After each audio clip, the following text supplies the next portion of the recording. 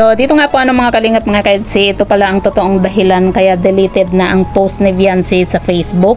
So ano nga ba ito? Yan po yung ating pag-uusapan po mamaya mga kalingap mga kaedsi. Pero bago po natin ipagpatuloy ang video ito sa mga bago pa lang po sa ating munting channel, huwag po natin kalimutang suportahan ang ama ng Kalingap, Kuya Val Santos Matubang at Kalingap Rob. At paunawa, panoorin po muna ang full video bago mag-comment para malaman ang nilalaman nito. So dito nga po mga kalingap mga kaedsi, ang dami nga pong kinilig nga po sa shared post nga po ni Viancy.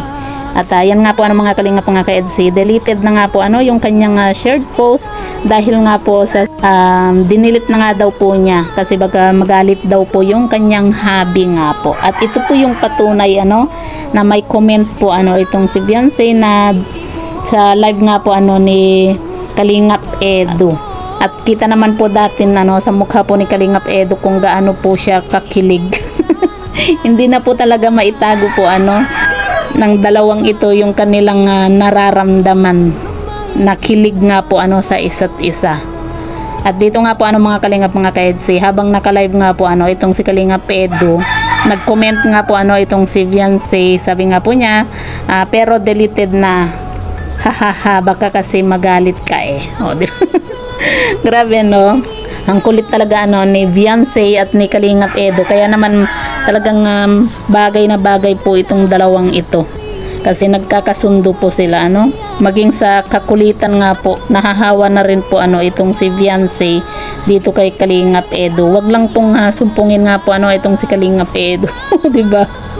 At ayan nga po mga kalingap mga kaedsi, kitang-kita naman po natin sa mukha po ni Kalingap Edu sa kanyang live na talagang grabe kita po natin kung gaano rin po siya kakilig. Hindi lang po siya yung showy talaga, 'di ba?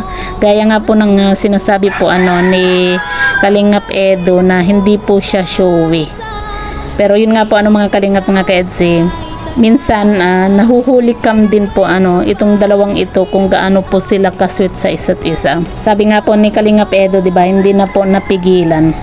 Ang hirap naman po kasi yung kalagayan po ni yung yung sitwasyon po nilang dalawa, 'di ba? Yung ayaw po nilang ipakita na talagang sila na at talagang kung gaano sila kasweet nga po kasi alam naman po natin yung mga basher talagang naghihintay lang po ng kamalian po ni Kalingap Edu at Viancy. Pero ang mahalaga po mga kalingap mga kaedsi, masaya po tayo dahil nga po sa talagang hindi na po nila na itatago yung kanilang nararamdaman nga po sa isa't isa.